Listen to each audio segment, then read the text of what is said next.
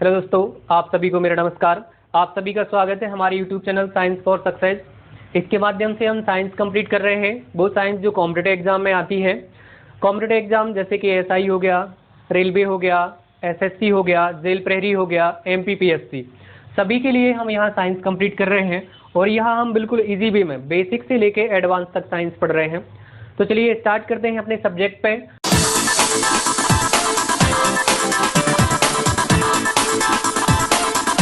तो आप सभी को पता है, जैसे हम बायोलॉजी पढ़ रहे हैं, बायोलॉजी में हमने सेल स्टार्ट किया हुआ है और सेल के 2 पार्ट ऑलरेडी कंप्लीट हो चुके हैं।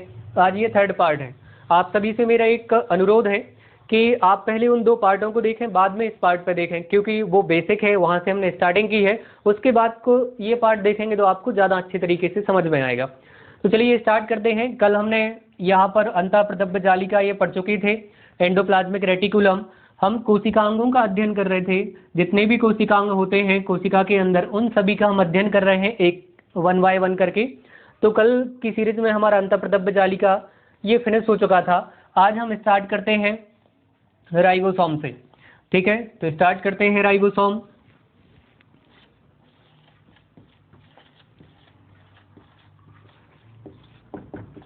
ठीक है, तो क्या है ये राइबोसोम? देखिए, यहाँ पर कोशिका की संरचना में जो छोटी छोटी संरचनाएं दिख रही हैं रेड कलर से, ये बिंदु बिंदु जैसे, ये सारी की सारी संरचनाएं राइबोसोम्स कहलाती हैं। ये कोशिका का सबसे छोटा भाग है, या सबसे छोटा पार्ट है, या सबसे छोटा कोशिकांग है। इनसे छोटा और कुछ भी नहीं है। ये कैसा है? बिल्कुल सबसे छोटा है।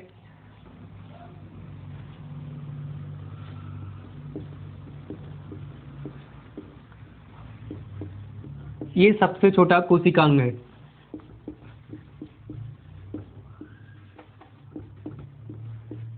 ठीक है, सबसे छोटा है।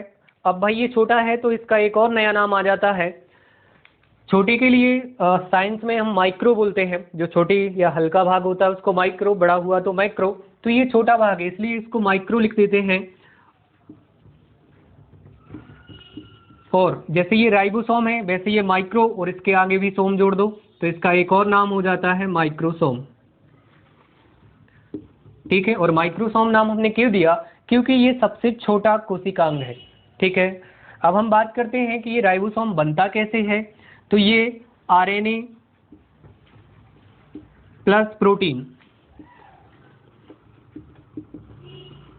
आरएनए और प्रोटीन से मिलकर के बनता है राइबोसोम। ठीक है, आगे बात करते हैं कि इसका काम क्या है। इसका कार्य है प्रोटीन बनाना या प्रोटीन का निर्माण करना।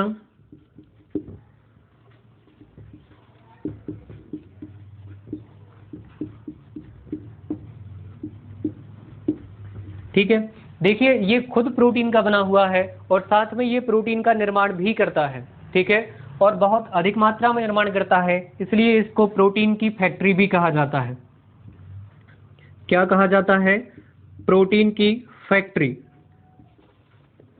या प्रोटीन फैक्ट्री, या प्रोटीन की फैक्ट्री, कोई दिक्कत नहीं।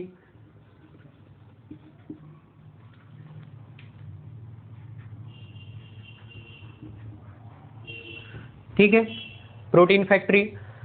चलिए, तो ये याद रखना, जैसे आप डायरेक्ट पूछा जाता है कि प्रोटीन फैक्ट्री किसे कहा जाता है, तो आपको याद होना चाहिए ये राइबोसोम को कहा जाता है। ठीक है, और इसका मुख्य काम ही है प्रोटीन बनाना।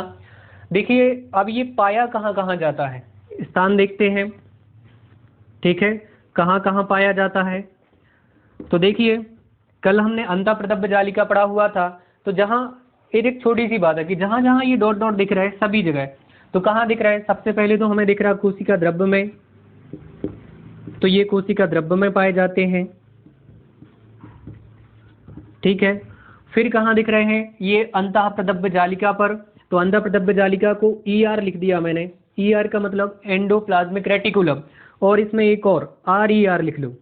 RER मतलब रफ एंडोप्लाज्मिक रेटिकुलम। ये सिर्फ खुरदरी अंतःप्रदब्ध जालिका पर ही पाए जाते हैं, स्मूथ या चिकनी अंतःप्रदब्ध जालिका पे नहीं पाए जाते, इसलिए इसको रफ एंडोप्लाज्मिक रेटिकुलम। और देखिए, ये माइटोकॉन्ड्रिया है, माइटोकॉन्ड्रिया के अंदर भी पाए जाते हैं।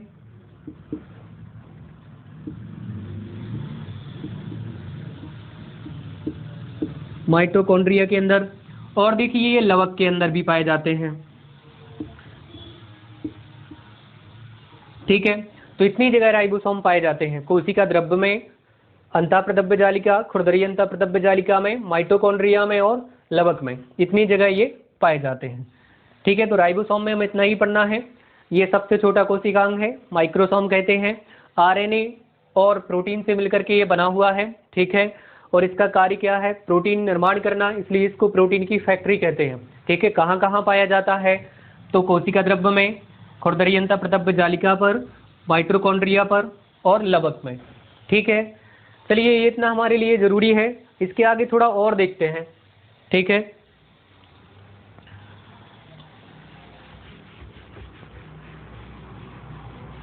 इसके आगे हम बात करते हैं प्रोटीन के प्रकार, राइबोसोम के प्रकार। ये राइबोसोम दो प्रकार के होते हैं, दो टाइप के होते हैं, एक 70S और एक 80S। ठीक है, ये जो 70 और 80 है, ये राइबोसोम के अवसादन गुणांक के आधार पर है।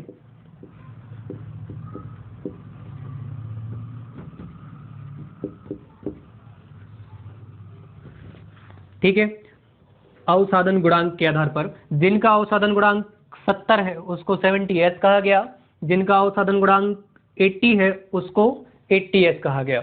ठीक है, अब देखिए ये 70S और 80S कहाँ पाए जाते हैं? ये पाए जाते हैं प्रोकैरियोटिक सेल में।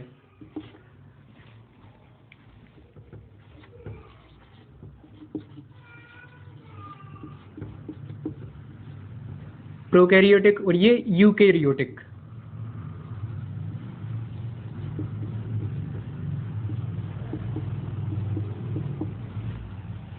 ठीक है, स्पेलिंग मिस्टेक हो सकती है। तो देखिए प्रोकैरियोटिक और यूकैरियोटिक। प्रोकैरियोटिक क्या कहलाती हैं? ऐसी कोशिकाएं जिनका केंद्रक या जिनके कोशिकांग स्पष्ट रूप से दिखाई नहीं होते हैं या जिनका पूर्ण विकास नहीं हुआ है, अविकसित कोशिकाओं को प्रोकैरियोटिक सेल कहते हैं। ठीक है, जैसे जीवाणु की कोशिकाएं हैं।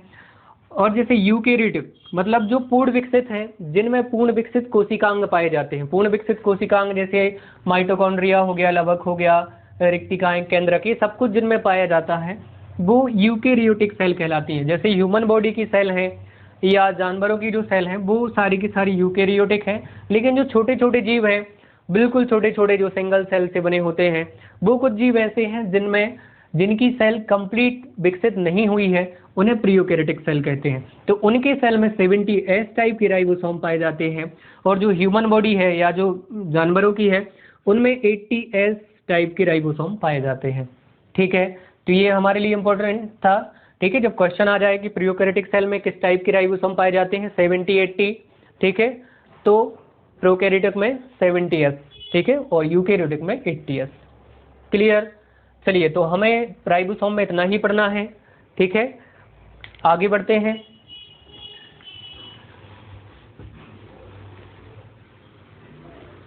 इसके बाद हम बात करते हैं माइटोकॉन्ड्रिया की।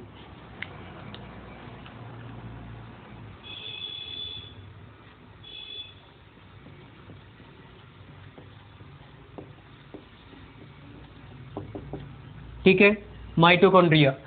देखिए यहाँ डायग्राम में हमारे लिए ये दिख रहा है माइटोकॉन्ड्रिया। ये हमारी सेल का बहुत इंपॉर्टेंट पार्ट है। इंपॉर्टेंट पार्ट कैसे?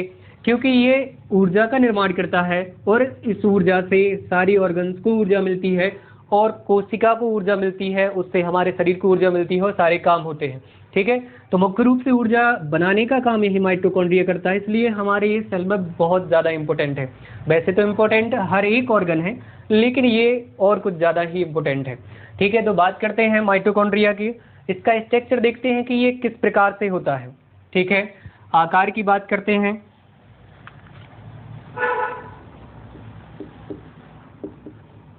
तो देखिए ये अनियमित आकार की है।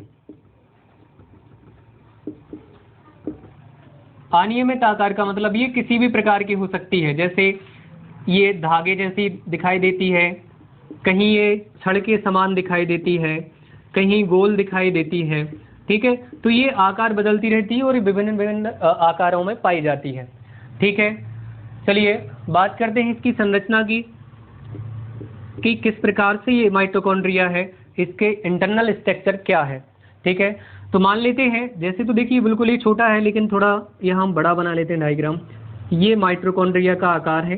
ठीक है, ये दोहरी झिल्ली पाई जाती है इसमें। दोहरी झिल्ली मतलब इसके बाहर दो झिल्लियाँ रहती हैं, आउटर लाइन पर दो झिल्लियों से ये घिरा हुआ होता है। ठीक है, अंदर की जो झिल्ली है, इसके अंदर एक जैसे उंगली के उभार होते हैं, ऐसी कुछ संरचनाएं पाई जाती हैं।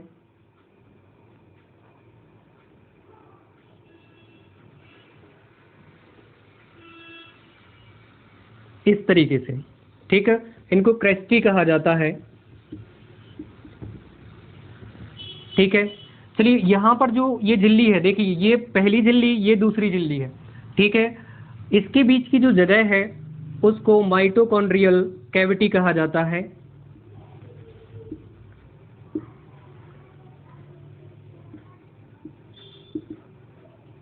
ठीक है, इसके ये जो क्रिस्टी हैं, इनके ऊपर कुछ एक डॉट डॉट करके संरचनाएं पाई जाती हैं।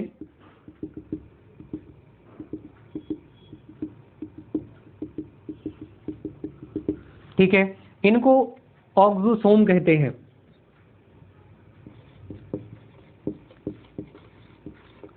ये ऑक्सीसोम कहलाती हैं। ठीक है, इनके माध्यम से क्या होता है, जब ये ऊर्जा बनाती है तो एटीपी के निर्माण में ये मदद करता है। एटीपी निर्माण में मदद करता है।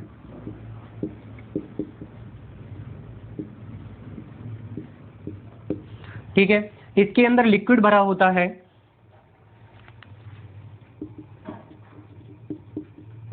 ठीक है, किसके अंदर, माइटोकॉन्ड्रिया के अंदर। तो ये अंदर वाला द्रव है उसको हम मैट्रिक्स कहते हैं। कल अपन ने पढ़ा हुआ था कि अंदर जो लिक्विड है, लिक्विड के 2 पार्ट्स होते हैं, एक मैट्रिक्स एक ऑर्गन्स। तो मैट्रिक्स पार्ट है, ये लिक्विड में है, इसको मैट्रिक्स कहते हैं। लेकिन ये माइटोकॉन्ड्रिया का मैट्रिक्स है, इसलिए इसको माइटोकॉन्ड्रियल मैट्रिक्स कहते हैं।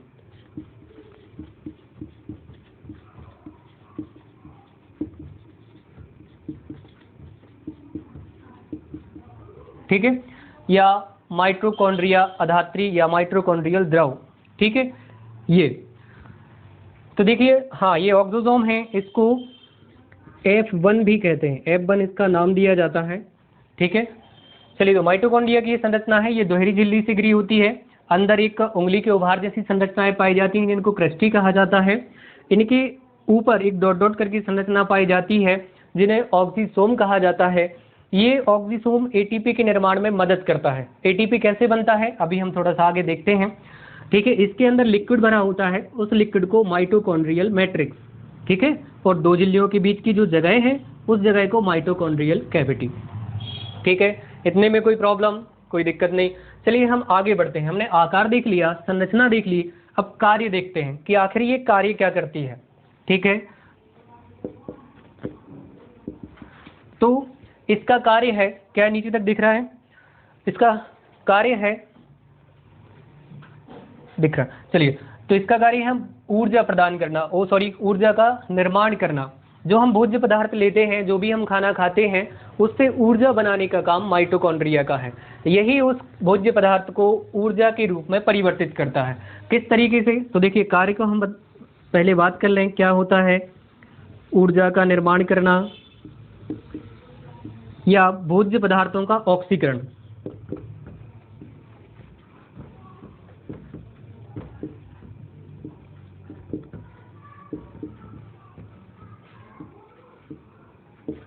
ठीक है, भोज्य पदार्थों का ऑक्सीकरण, शायद नहीं दिख रहा है, चलिए ऊपर लिख देते हैं।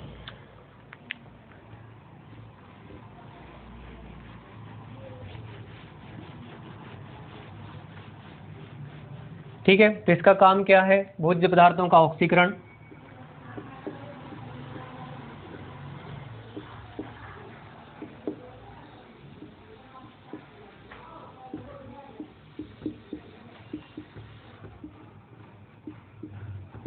ठीक है, भोज्य पदार्थों के ऑक्सीकरण से ही ऊर्जा का निर्माण होता है और ऊर्जा को वो कंज्यूम करती है। ठीक है, चलिए आगे बात करते हैं।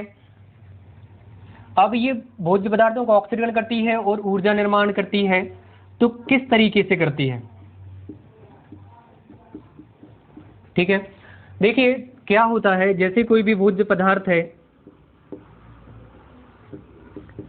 मुख्य रूप से कार्बोहाइड्रेट, उसको जब उसका ऑक्सीकरण कराया जाता है, ठीक है, ऑक्सीकरण का मतलब है ऑक्सीजन से रिएक्शन, ठीक है, तो वो क्या होता है, ऊर्जा में बदल जाता है, ठीक है, प्लस उसमें CO2 अदर पदार्थ निकलते हैं। लेकिन जो ऊर्जा में जब बदल जाता है तो इस ऊर्जा को हमारी सेल ATP के रूप में कंज्यूम करती है, ठीक है, उस ऊर्जा को ATP एडिनो ट्राइफॉस्फेट मॉलिक्यूल के रूप में कंज्यूम करते जाती है, अपने अंदर स्टोर करती चली जाती है। ये एनर्जी बाद में हमारे काम आती है जब हमें ज़रूरत आती है, ठीक है। तो एक बार, हाँ एक और चीज़ देख लो, थोड़ा सा अपन स्पेशल केमिस्ट्रिक फार्मूला देख लेते हैं।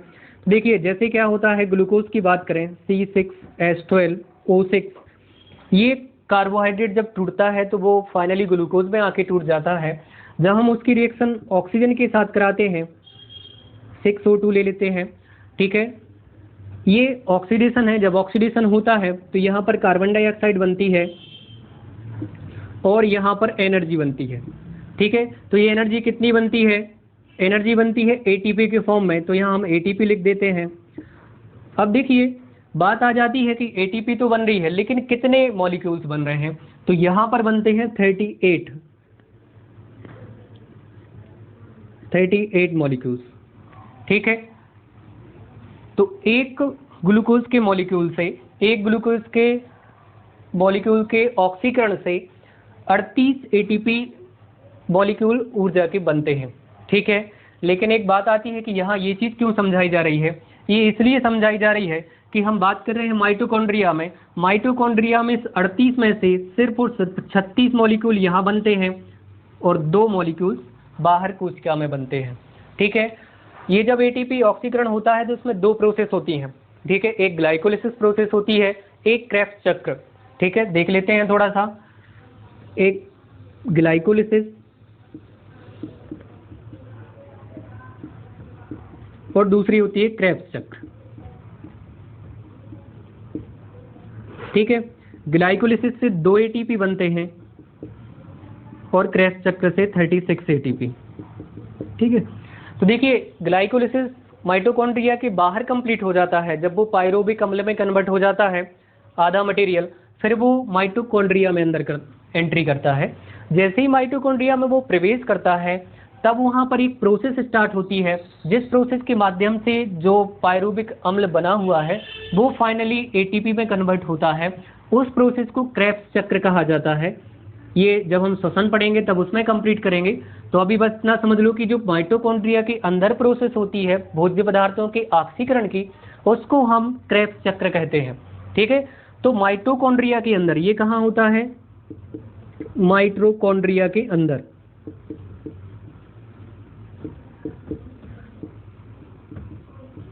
कौन सी प्रोसेस होती है, क्रेब्स चक्र।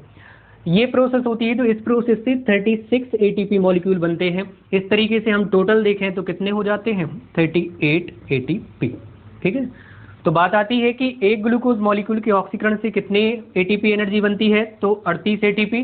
लेकिन माइटोकॉन्ड्रिया में कितने बनते हैं, तो माइटोकॉन्ड्रिया में 36 ATP मॉलिक्यूल्स बनते हैं, ठीक है।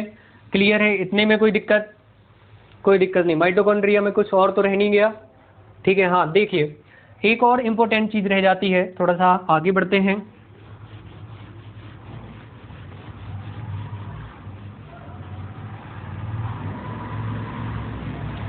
देखिए माइटोकॉन्ड्रिया में खुद के स्वयं का RNA पाया जाता है, DNA, और प्लस खुद के राइबोसोम पाए जाते हैं, ठीक है। राइबोसोम अभी आप बिल्कुल अभी पढ़ के तैयार अपन कंप्लीट किया हुआ है। ये राइबोसोम छोटे छोटे पार्टिकल, राइबोसोम का काम अभी अपन ने देखा प्रोटीन का निर्माण करना, और DNA क्या करता है, ये जेनेटिक इंफॉर्मेशन कंटेन किए रहता है, ठीक है। तो क्या होता है, जैसे माइटोकॉन्ड्रिया को एक और चीज़ देखिए, जैसे राइबोसोम अपन ने अभी पढ़ा हुआ है, क्या पढ़ा हुआ है कि राइबोसोम भी किस किस चीज़ से मिलकर बना होता है, RNA और प्रोटीन से,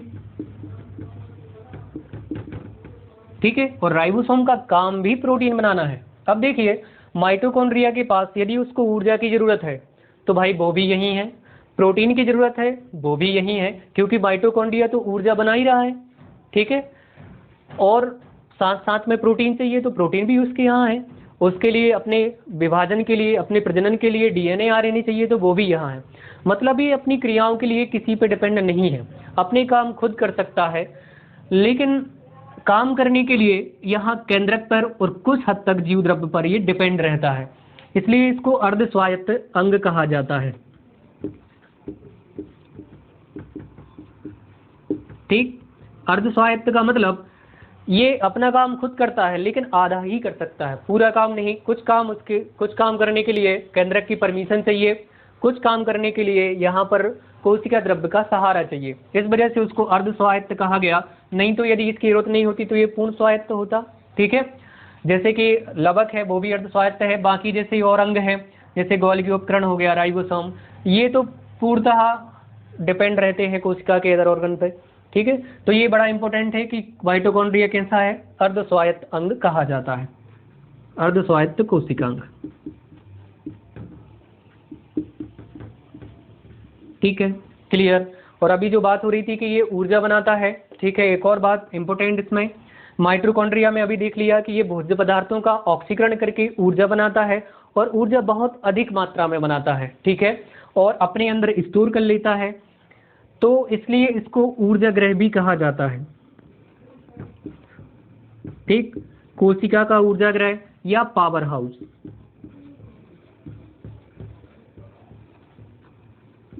ठीक है, तो यदि क्वेश्चन आता है कि कोशिका का पावर हाउस किसे कहा जाता है, तो वो उसका सही ऑप्शन होगा माइटोकॉन्ड्रिया। ठीक है, क्लियर, यहाँ तक कोई दिक्कत? चलिए आगे बढ़ते हैं। माइटोकॉन्ड्रिया यहाँ कंप्लीट हो जाता है, लगभग इतने ही क्वेश्चन बनते हैं। ठीक है, आगे बढ़ते हैं। यदि बहुत फास्ट हो रहा हूँ तो आप अपने अकॉर्डिंग एडजस्ट कर लेना, बीच बीच में रोक के या स्क्रीनशॉट लेकर के। ठीक है, चलिए, राइबोसोम हो गया, माइटोकॉन्ड्रिया हो गया, इसके बाद हम बात करते हैं गोल्गी उपकरण।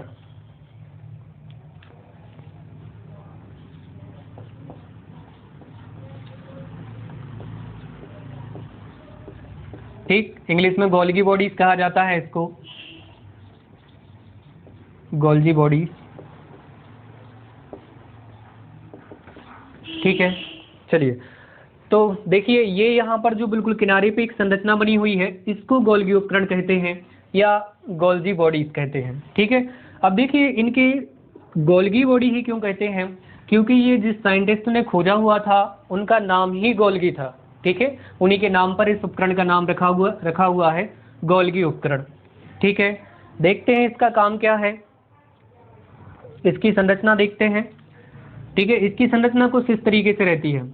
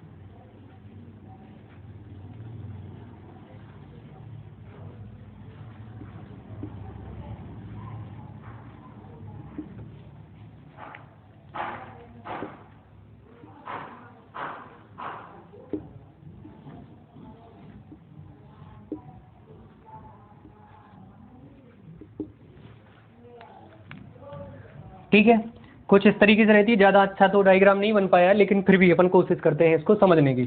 ठीक है, देखिए यहाँ पर कुछ गोल गोल संरचनाएं पाई जाती हैं। ठीक है, इनको पुट्टिकाएं कहा जाता है या वेसिकल। ठीक है, और ये जो संरचनाएं हैं इनको सिस्टर्न। ठीक है, चलिए इन दोनों की ही यहाँ पर जरूरत है। क्या होता है कि ये बिल्कुल यहाँ पर प्लाज्मा झिल्ली के पास में स्थित है। जैसे कोशिका ने प्रोटीन बनाया या अन्य भोज्य पदार्थ बनाए तो वो गोल्गी उपकरण से ही होकर जाते हैं। तो वो भोज्य पदार्थ क्या होता है कि इधर से एंटर करेगा इसके माध्यम से और यहाँ आके वो पैक होगा। ठीक है, यहाँ आके भोज्य पदार्थ और प्रोटीन है जो वो पैक हो जाएंगे पैक होने के बाद ये क्या करता है, यहाँ से आते आते हुए और यहाँ इनके माध्यम से बाहर आ जाता है। सपोज कर लो कि यहाँ पर सेल मेम्ब्रेन है ये, ठीक है। तो ये क्या करता है कि पूरा प्रोटीन और जितना भी मटेरियल है वो बाहर आ जाता है। अब देखिए बाहर से यदि कोई मटेरियल ले जाना है तो इसी के माध्यम से ये जाके अंदर और इसके माध्यम से बाहर हो जाता है, ठीक है। तो मतलब ये है कि यदि सेल मेम्ब्रेन में या सेल में, सेल के बाहर से, कोशिका के बाहर से कोई भोज्य पदार्थ, प्रोटीन या अन्य कोई पदार्थ अंदर ले जाना है तो वो गोल्गी उपकरण की सहायता से ही जाता है, या सेल ने जो भोज्य पदार्थ बनाए हैं या प्रोटीन बनाया है या अन्य कोई पदार्थ जैसे हार्मोन्स होते हैं, ठीक है, तो वो सारे के सारे इसी के माध्यम से बाहर आते हैं। तो इसका काम क्या है, ये बिल्कुल एक प्रकार से देखे ट्रैफिक कंट्रोल कर रहा है कि भाई किसको आना है, कब आना है, किस तरीके से आना है, ये पूरा डिसाइड करता है। इसलिए इसको कहा जाता है यातायात प्रबंधक, ठीक है। तो इसको क्या कहा जाता है कि ये हमारे सेल का यातायात प्रबंधक है। और यातायात प्रबंधक किस लिए क्यों कहा जाता है, क्योंकि ये ट्रैफिक कंट्रोल कर रहा है भाई कि किसको कब आने देना है और किसको आने देना है, किसको नहीं आने देना है, और यहाँ से किसको बाहर करना है, किसको नहीं करना है, ठीक है, कब बाहर करना है, ये सारे के सारा काम ये करता है, ठीक है। तो बात आ जाती है जैसे प्रोटीन की पैकिंग होती है या भोज्य पदार्थों की पैकिंग यही होती है।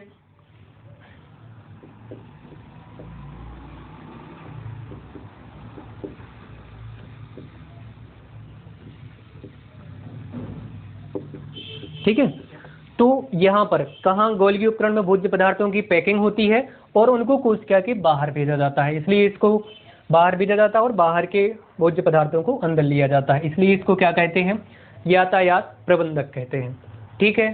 तो ये तो डायग्राम हल्का फुल्का आ गया होगा समझ में, ज़्यादा अच्छा तो नहीं बना है लेकिन फिर भी समझने के लिए ठीक है।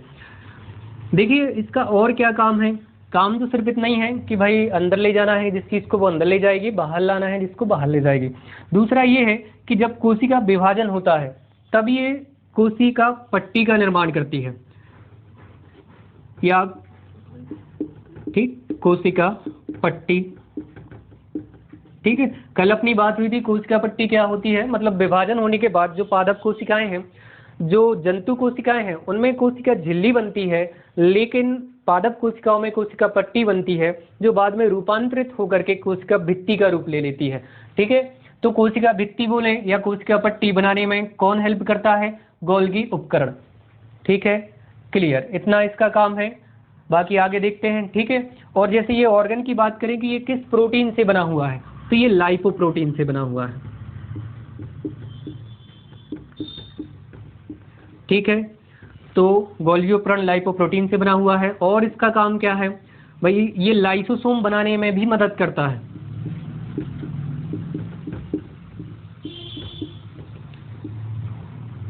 निर्माण में मदद करता है, ठीक है।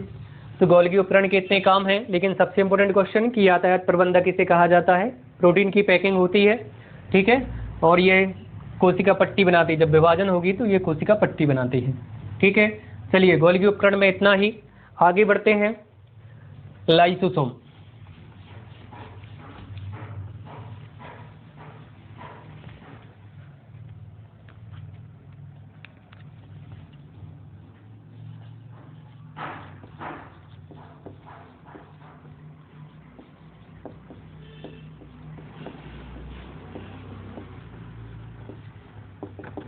ठीक है, तो देखिए अभी अपन ने बात की कि लाइसोसोम गोल्गी उपकरण उसको बनाने में मदद करता है, ठीक है। होता क्या है, देखिए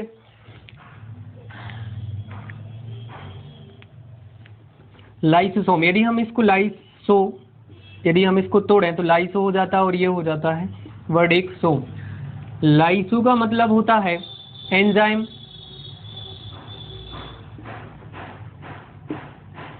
और सम का मतलब काय, ठीक है।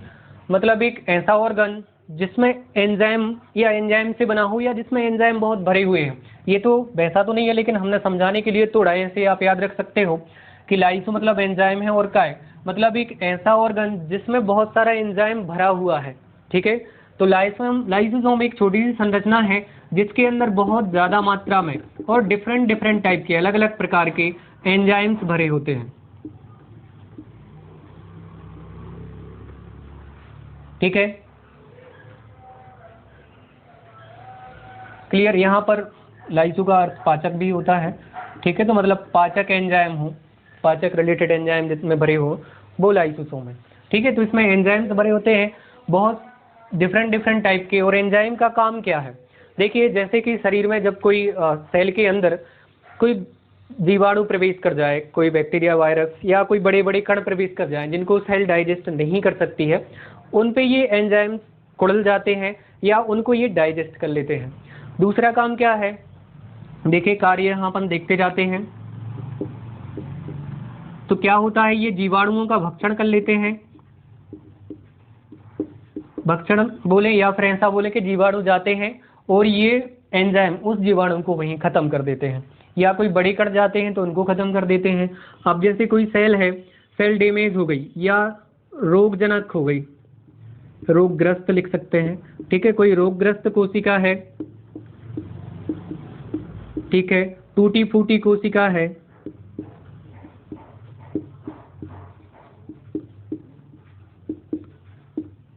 ठीक है, तो क्या करती है, इनका रोगग्रस्त कोशिका है उसको ये वहीं खत्म कर देती है। ठीक है, अपने सारे एंजाइम उस पर कुड़ल देती है और उसको खत्म कर देती है। कोई टूटी फूटी कोशिका है तो पहले तो उसकी मरम्मत की कोशिश की जाती है, यदि नहीं होती है तो ये उसको भी खत्म कर देती है। कोई कोशिका मृत हो चुकी है, जैसे शरीर के अंदर कोई कोशिका मर चुकी है, अब मरी हुई कोशिका किस काम की, वो तो शरीर में और प्रदूषण फैलाएगी। ठीक है, तो ये उसको डाइजेस्ट कर लेता है, उसको खत्म कर देता है। अब कोशिका के अंदर ही कोई ऑर्गन डैमेज हो गया कोशिकांग, तो ये उसका भी भक्षण कर लेती है। ठीक है, और ये कब रिलीज होता है, जैसे कि सिचुएशन बिल्कुल जब जैसे कोई कोशिका डैमेज हो जाए, जब आप खाना नहीं खाते हो तब भी ये सेक्रेट होता है। कैसा कि जब इसको खाना, कोशिका के लिए खाना की जरूरत आती है और जब आपके खाना नहीं दे पाते हो तो यही एंजाइम्स क्या करता है, उसी कोशिका का भक्षण कर लेती है और अपने लिए ऊर्जा बना लेती है। ठीक है, और क्या होता है भाई कि जैसे इसको समझ में आ रहा है कि ये कोशिका हल्की फुल्की डैमेज है और ये काम की नहीं है, ठीक है, या ये रोगग्रस्त हो चुकी है, तो ये अपने अंदर का एंजाइम पूरा का पूरा एंजाइम्स उस कोशिका को उसके कोशिका के ऊपर कुड़ेल देता है और उस कोशिका को नष्ट कर देता है। अब देखिए जब इसकी ये थैली है, थैली फट जाएगी, एंजाइम्स पूरा कोशिका पे उड़ल जाएगा, तो ये तो नष्ट हो ही चुका, कोशिका भी नष्ट हो गई। तो देखिए एक प्रकार से इसको ये कहते हैं कि इसने क्या कर ली, आत्महत्या, मतलब खुद को भी मार लिया और दूसरे को भी मार दिया। ठीक, दूसरे को मार दिया इंक्लूड नहीं करते आत्महत्या में, लेकिन ये कि खुद को तो मार ही लिया।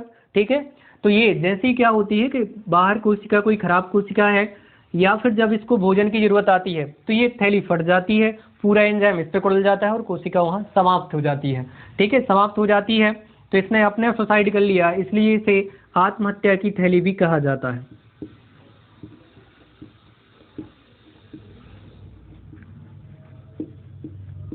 या इंग्लिश में बात करें सुसाइडल बैग।